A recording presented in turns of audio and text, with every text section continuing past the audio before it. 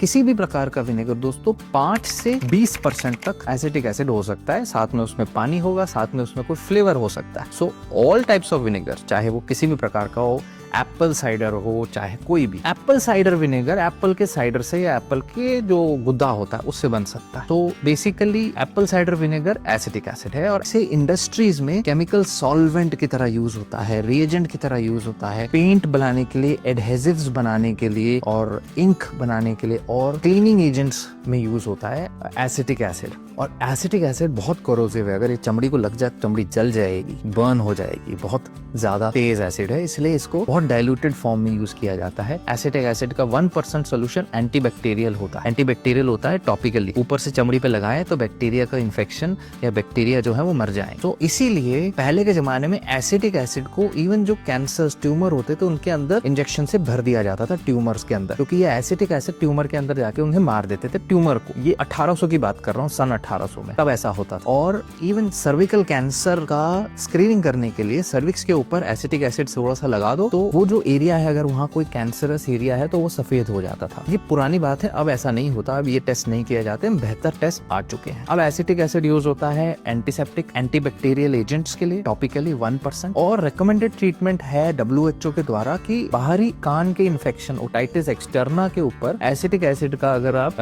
Diluted concentration डालते हैं तो फिर वो उसका एक ट्रीटमेंट है।